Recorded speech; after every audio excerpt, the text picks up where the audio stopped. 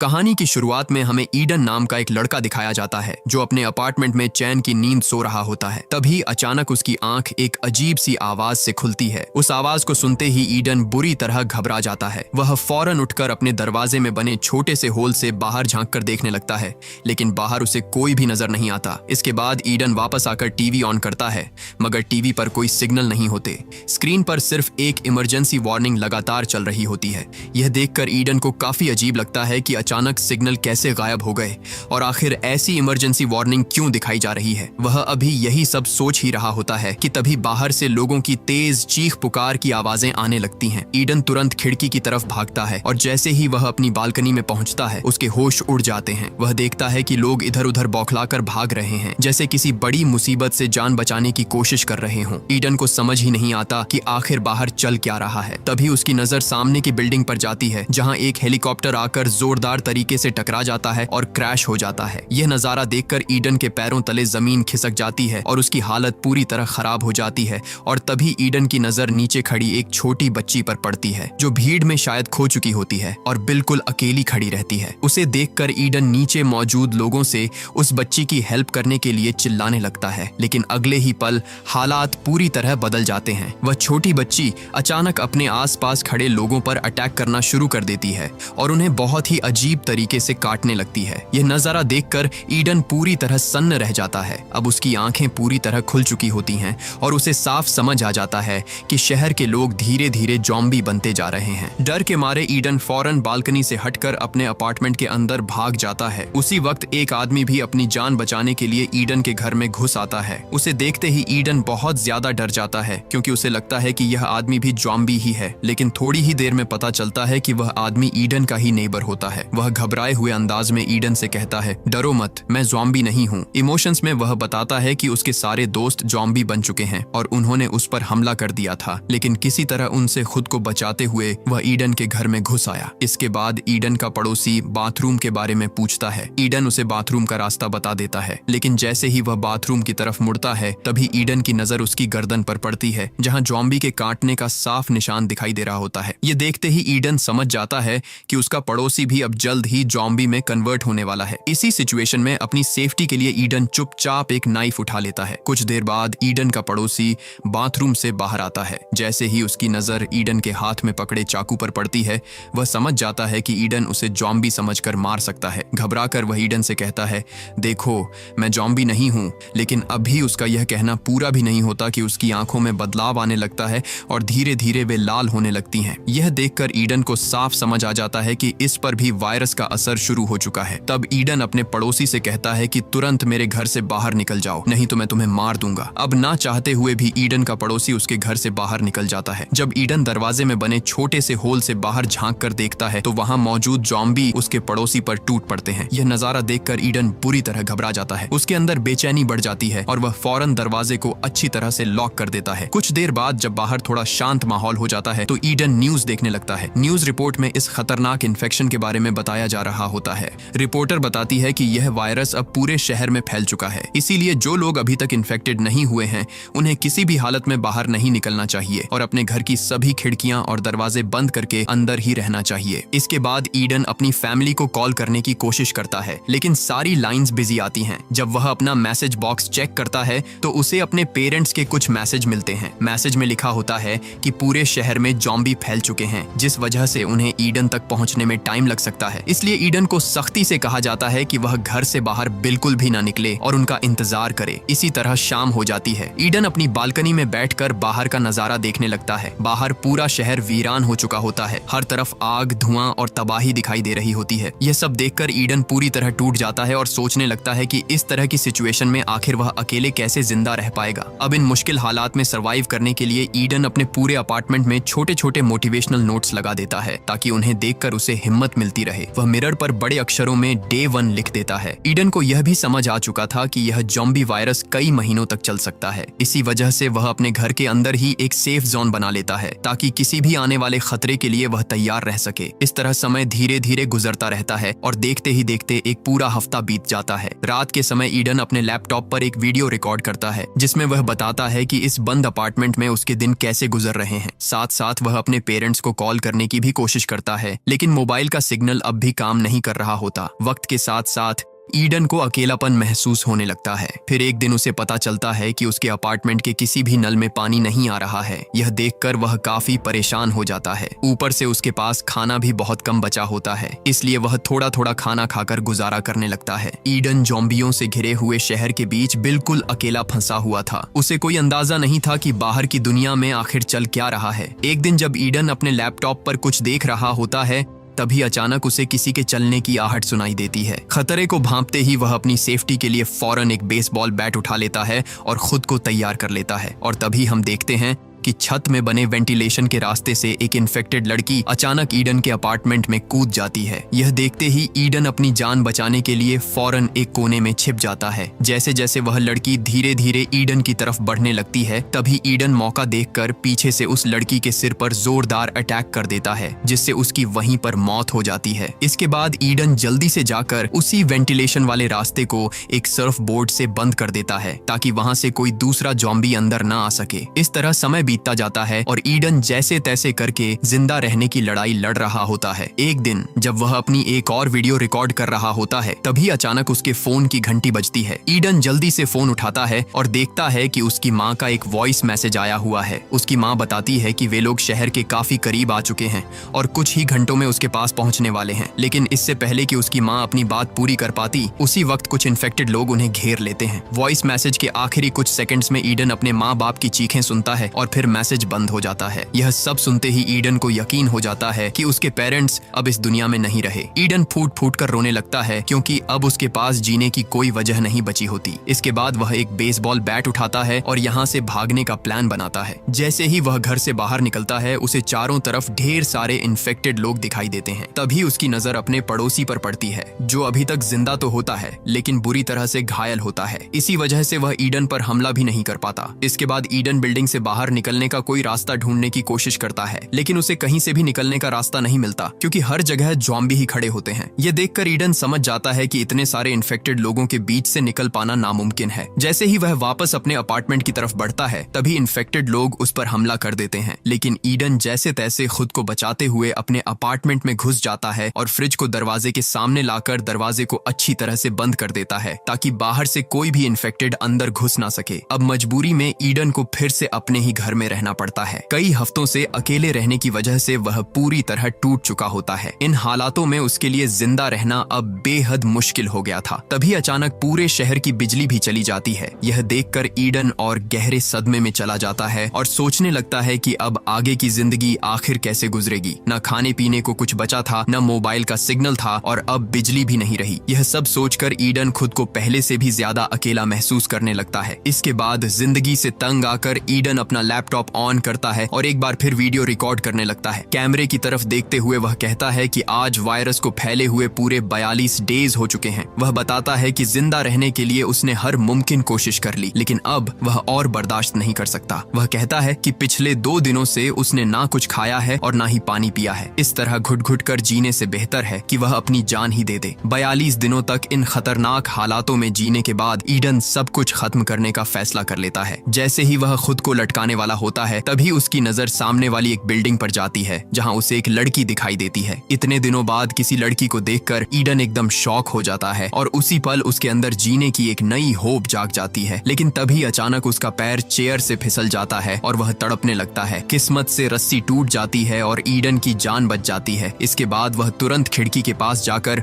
उस लड़की को ध्यान से देखने लगता है। एक जिंदा लड़की को देखकर उसे अपनी आंखों पर यकीन नहीं हो रहा था, क्योंकि वह पूरे 42 दिनों बाद किसी इंसान को देख रहा था। इसी दौरान वह लड़की भी ईडन को देख लेती है, लेकिन उसे ज़ॉम्बी समझकर वह फौरन खिड़की का पर्दा बंद कर लेती है। अगले दिन ईडन फिर से खिड़की के पास जाता है, जहां वह उस लड़की को दोबारा देखता है। इससे पहले कि वह लड़की फिर से ईडन को ज़ॉम्बी समझकर छिप जाए, ईडन जल्दी से एक पेपर पर हाई लिखता है और उसकी तरफ हाथ हिलाता है। यह देखकर लड़की समझ जाती है कि ईडन कोई ज़ॉम्बी नहीं बल्कि एक इंसान है। यह एहसास होते ही वह काफी खुश हो जाती है। इसके बाद ईडन पेपर के जरिए उसे अपना नाम बताता है। जवाब में वह लड़की भी अपना नाम ईवा लिखकर दिखाती है। ईवा ईडन से पूछती है कि क्या उसके पास खाने पीने के लिए कुछ है। तब ईडन उसे बताता है कि खाने को तो कुछ नहीं है, लेकिन पीने के लिए उसके पास काफी सारा पानी मौजूद है। इसी दौरान ईवा देखती है कि उसके अपार्टमेंट के दरवाजे के पास कुछ ज़ॉम्बी घूम रहे हैं। यह देखकर वह डर जाती है और पर्दा बंद करके जाने लगती है। लेकिन जाने से पहले ईडन पेपर पर लिखकर उससे पूछता है कि क्या वे कल भी इसी तरह बात कर सकते हैं। इस पर ईवा हाँ में जवाब देती है और वहां से चली जाती है। रात को ईडन को बहुत तेज भूख लगती है, लेकिन जब खाने को कुछ नहीं मिलता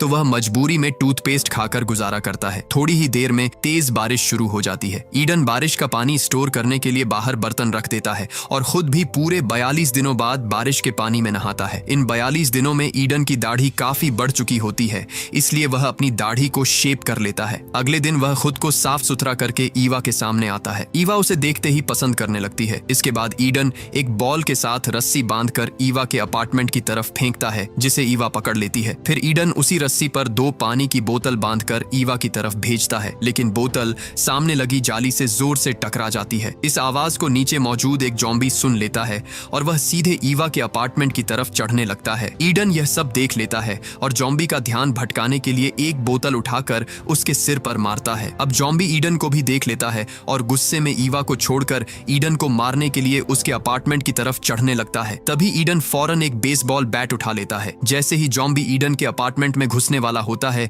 ईडन उसे बेसबॉल बैट से जोरदार वार करके वहीं खत्म कर देता है। कुछ देर बाद रात हो जाती है और भूख की वजह से ईडन की हालत और ज्यादा खराब हो जाती है। अब वह भूख बिल्कुल भी बर्दाश्त नहीं कर पा रहा होता। ऐसे में ईडन समझ जाता है कि किसी भी हाल में उसे खाने के लिए कुछ ढूंढना ही पड़ेगा। इसी सोच के साथ वह पड़ोसी के घर में जाकर खाना ढूंढने का प्लान बनाता है। जैसे ही ईडन अपने अपार्टमेंट से बाहर निकलता है, उसे सामने अपने पड़ोसी की लाश पड़ी हुई दिखाई देती है। वह उसकी जेब चेक करता है, जहां से उसे उसके घर की चाबियों का गुच्छा मिल जाता है। तभी ईडन को कुछ ज़ॉम्बियों के आने की आवाज सुनाई देती है। अब ईडन बुरी तरह फंस चुका होता है, क्योंकि वह उनसे भाग भी नहीं सकता था। ऐसे में ईडन समझदारी दिखाते हुए अपने पड़ोसी की लाश के पास लेट जाता है और खुद को भी एक लाश की तरह दिखाने लगता है। उसकी यह चाल काम कर जाती है और सारे ज़ॉम्बी उसे नजरअंदाज करते हुए आगे निकल जाते हैं। इसके बाद ईडन धीरे धीरे अपने पड़ोसी के घर के अंदर चला जाता है। घर में घुसते ही उसकी नजर सामने बेड पर पड़ी एक लड़की पर पड़ती है। ईडन उसके पास जाने से डर रहा होता है,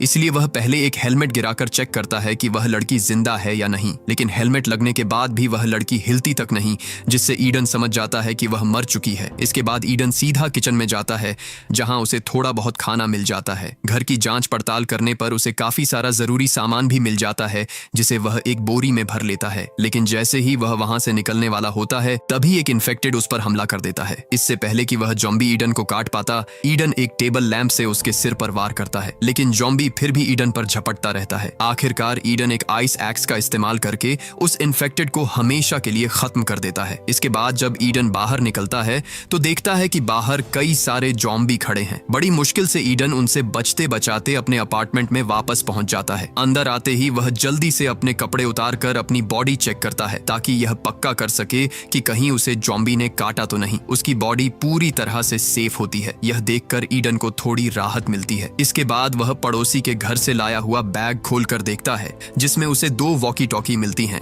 इन्हें देखकर ईडन फैसला कर लेता है कि उनमें से एक वॉकी टॉकी वह ईवा को देगा, ताकि वह उसके साथ आसानी से कांटेक्ट कर सके। इसके बाद ईडन अपने कपड़ों से एक रस्सी बनाता है और धीरे धीरे बालकनी से नीचे उतरने लगता है। जैसे ही वह जमीन पर पहुंचता है, वह चुपचाप आगे बढ़ने की कोशिश करता है, लेकिन आसपास कई सारे ज़ॉम्बी खड़े होते हैं। तभी ईडन चुपके से एक वॉकी टॉकी ईवा के अपार्टमेंट की तरफ फेंक देता है। उसकी आवाज सुनते ही इन्फेक्टेड लोग अलर्ट हो जाते हैं और ईडन का पीछा करने लगते हैं। हालात बिगड़ते देख ईडन फौरन एक बालकनी पर चढ़कर छिप जाता है। रात का अंधेरा होने की वजह से ज़ॉम्बी उसे देख नहीं पाते और कुछ देर बाद वहां से चले जाते हैं। उनके जाते ही ईडन वापस सुरक्षित अपने अपार्टमेंट में लौट आता है। अगले दिन ईवा वॉकी टॉकी पर ईडन से बात करना शुरू करती है। ईडन अपने वॉकी टॉकी पर ईवा की आवाज सुनकर काफी खुश हो जाता है। वह ईवा से कहता है कि उसने पिछले 3 दिनों से कुछ भी नहीं खाया है और भूख से उसकी हालत खराब हो चुकी है। जवाब में ईवा भी बताती है कि वह भी पिछले 2 दिनों से भूखी है। इसके बाद दोनों काफी देर तक बातें करते रहते हैं और देखते देखते रात हो जाती है। फिर ईवा कहती है कि अब रात हो गई है और वह सोने जा रही है। इतना कहकर वह ईडन से कांटेक्ट कट कर देती है, लेकिन यहाँ ईडन से अब भूख बिल्कुल भी बर्दाश्त नहीं हो रही होती। इसलिए वह खाना ढूंढने के लिए इसी बिल्डिंग को एक्सप्लोर करने का फैसला करता है। वह अपने बाथरूम के वेंटिलेशन का रास्ता खोलता है और उसी रास्ते से होकर पड़ोसी के घर में घुसने लगता है। आगे बढ़ते हुए उसे एक इन्फेक्टेड की लाश मिलती है जो शायद ऑक्सीजन की कमी से मर गया होता है। उसे देखकर ईडन बुरी तरह डर जाता है, लेकिन फिर किसी तरह हिम्मत जुटाकर आगे बढ़ता है और अपने पड़ोसी के बाथरूम तक पहुंच जाता है। जैसे ही वह नीचे उतरता है, उसकी नजर जमीन पर पड़े खून के एक लंबे निशान पर जाती है। वह उस खून के निशान को फॉलो करता है और सामने लगे पर्दे को हटाता है, लेकिन वहां कोई भी नहीं होता। इसके बाद ईडन धीरे धीरे पूरे घर की इन्वेस्टिगेशन करने लगता है। जब वह किचन में पहुंचता है तो वहां उसे खाने पीने का काफी सारा सामान मिल जाता है। यह देखकर ईडन तुरंत ईवा से संपर्क करता है और उसे बताता है कि उसे ढेर सारा खाना मिल गया है। यह सुनते ही ईवा गुस्सा हो जाती है और ईडन से कहती है कि तुम मुझसे बिना पूछे उस घर में कैसे चले गए, वहां तुम्हारी जान को खतरा हो सकता है। जवाब में ईडन उसे समझाता है कि तुम टेंशन मत लो, यहाँ फिलहाल कोई भी नहीं है। इसके बाद ईवा ईडन से कहती है कि वह भी उसके पास आना चाहती है, लेकिन ईडन उसे समझाता है कि अभी उसके पास आना सही नहीं होगा, क्योंकि ऐसा करने से वह खतरे में पड़ सकती है। ईडन कहता है कि जब वह इस घर से निकल पाएगा तब वह ईवा को सेफली अपने घर में ले आएगा। यह सुनकर ईवा मान जाती है और ईडन से कहती है कि अपना ख्याल रखना। अब जब ईडन को खाना मिल चुका होता है तो वह वापस अपने अपार्टमेंट जाने का सोचता है। तभी उसकी नजर सामने वाली दीवार में बने एक बड़े से होल पर पड़ती है। जैसे ही वह उस सुरंग के पास जाता है, उसे आसपास किसी की मौजूदगी का एहसास होता है। ईडन जैसे ही पीछे मुड़ता है तो उसके पीछे एक बूढ़ा आदमी खड़ा होता है, जिसके हाथ में एक नुकीला भाला होता है। दोनों एक दूसरे को देखकर समझ जाते हैं कि वे ज़ॉम्बी नहीं हैं। इसके बाद वह बूढ़ा आदमी अपना हथियार नीचे कर लेता है और ईडन से पूछता है कि तुम यहाँ क्या कर रहे हो। ईडन जवाब देता है कि वह यहाँ सिर्फ खाना ढूंढने के लिए आया था। तभी वह बूढ़ा आदमी उससे पूछता है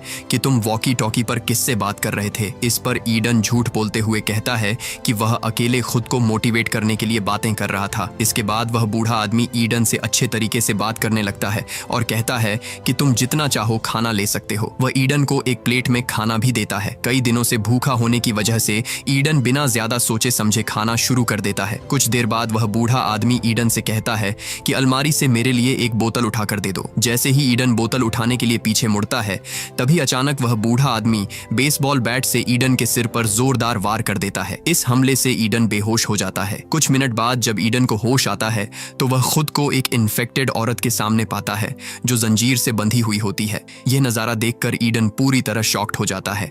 डर के मारे अब वह किसी भी तरह यहाँ से निकलना चाहता है, लेकिन तभी ईडन को एहसास होता है कि उसके हाथ पैर भी बंधे हुए हैं। थोड़ी देर बाद वही बूढ़ा आदमी ईडन के सामने आता है और उसे बताता है कि सामने खड़ी यह इन्फेक्टेड औरत उसकी पत्नी है। वह कहता है कि वह अपनी पत्नी से बहुत प्यार करता है और किसी भी कीमत पर उसे खोना नहीं चाहता। उसकी पत्नी पिछले एक हफ्ते से भूखी है, लेकिन आज उसकी भूख मिटने वाली है, क्योंकि आज वह ईडन को उसका खाना बनाने वाला है। इसके बाद वह बूढ़ा आदमी ईडन को कुछ दवाइयां देता है और कहता है कि यह दवाई खा लो, जिससे तुम्हारी बॉडी सुन्न हो जाएगी और मरते वक्त तुम्हें दर्द महसूस नहीं होगा। लेकिन ईडन साफ साफ मना कर देता है। वह उस बूढ़े आदमी से कहता है कि तुम्हारी पत्नी इस हालत में जिंदा नहीं रह पाएगी। वह खुद मरने के लिए चिल्ला रही है, इसलिए बेहतर यही होगा कि तुम उसे इस नरक जैसी जिंदगी से आजादी दिलाओ। लेकिन उस बूढ़े आदमी की मेंटल कंडीशन पूरी तरह बिगड़ चुकी होती है। वह गुस्से में ईडन से कहता है कि चुपचाप यह दवाई खा लो, वरना मुझे तुम्हें बेहोश करने के और भी तरीके आते हैं। इसके बावजूद ईडन दवाई खाने से इनकार कर देता है। इसके बाद वह बूढ़ा आदमी ईडन को बेहोश करने के लिए अपना औजार लेने चला जाता है। यहाँ ईडन समझ जाता है कि अगर उसने अभी कुछ नहीं किया तो वह मारा जाएगा। किसी तरह वह खुद को छुड़ा लेता है और दरवाजे के पीछे छिप जाता है। जैसे ही वह बूढ़ा आदमी ईडन को मारने के लिए आगे बढ़ता है, तभी ईडन चालाकी से उसे पकड़कर उसी की इन्फेक्टेड पत्नी की तरफ धक्का दे देता है। अगले ही पल वह औरत उस बूढ़े आदमी पर टूट पड़ती है और उसे काटने लगती है। ईडन बिना वक्त गंवाए उन दोनों को अंदर छोड़कर कमरे का दरवाजा बंद कर देता है। जल्दी जल्दी अपना सामान उठाता है और अपने अपार्टमेंट की तरफ निकल पड़ता है। तभी वॉकी टॉकी पर ईवा की आवाज आती है। ईवा घबराकर बताती है कि उसके अपार्टमेंट में इन्फेक्टेड लोग घुस चुके हैं। यह सुनते ही ईडन तुरंत ईवा को बचाने के लिए उसके अपार्टमेंट की तरफ भागता है। जब ईडन अपनी बालकनी पर पहुंचता है तो सामने उसे ईवा दिखाई देती है। वह देखता है कि ईवा बालकनी में फंसी हुई है और उसके पास अब बाहर निकलने का कोई रास्ता नहीं बचा है। अब ईडन ईवा को बचाने के लिए चादरों से बनी रस्सी का इस्तेमाल करते हुए नीचे उतरने की कोशिश करता है, लेकिन बैलेंस बिगड़ने से वह नीचे गिर जाता है। उसी वक्त गिरने की आवाज सुनकर एक इन्फेक्टेड उस पर हमला करने के लिए उसकी तरफ दौड़ पड़ता है। हालात बिगड़ते देख ईडन खुद को डिफेंड करने के लिए शॉटगन उठाता है और उस इन्फेक्टेड को गोली मार देता है। है, लेकिन गोली की आवाज पूरी बिल्डिंग में गूंज जाती है।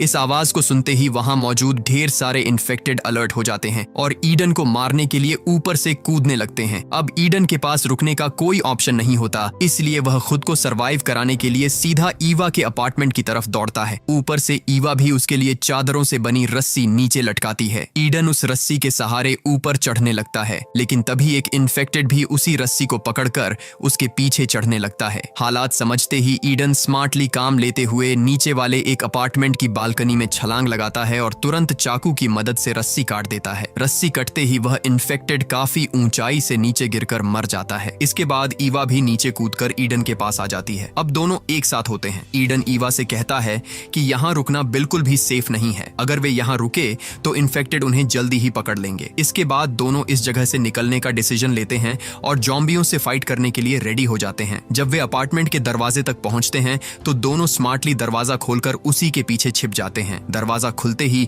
कुछ इन्फेक्टेड गुस्से में अपार्टमेंट के अंदर घुस जाते हैं। इसी चांस का फायदा उठाकर ईडन और ईवा वहां से निकल जाते हैं। ईडन जाते जाते दरवाजे का लॉक भी तोड़ देता है ताकि जो ज़ॉम्बी अंदर घुसे हैं वे दोबारा बाहर आकर उनका पीछा न कर सकें। हालांकि वे यहाँ से तो बचकर निकल जाते हैं, लेकिन रास्ते में अचानक एक और ज़ॉम्बी ईडन पर अटैक कर देता है। ईडन और ईवा मिलकर उससे फाइट करते हैं। फाइट के दौरान दोनों सीढ़ियों से नीचे गिर जाते हैं। इसी दौरान ईवा हिम्मत दिखाते हुए उस इन्फेक्टेड को मार देती है। अब दोनों फिर से आगे बढ़ते हैं और अपने अपार्टमेंट की तरफ रास्ता बनाते हुए कई इन्फेक्टेड को मारते हुए आगे बढ़ते जाते हैं। अब ईडन अपने अपार्टमेंट के बिल्कुल करीब पहुंच चुका होता है। जैसे ही ईडन और ईवा अपने अपार्टमेंट में घुसने वाले होते हैं, तभी पीछे से एक बहुत ही ताकतवर इन्फेक्टेड आ जाता है। बिना एक पल सोचे ईडन अपनी जान की परवाह किए बिना ईवा को अंदर धकेल देता है और खुद उस ताकतवर इन्फेक्टेड से भिड़ जाता है। कुछ देर की फाइट के बाद ईडन घबराते हुए अपार्टमेंट के अंदर आता है, दरवाजे को लॉक कर देता है और सामने अलमारी खिसका देता है ताकि वह इन्फेक्टेड अंदर न घुस सके।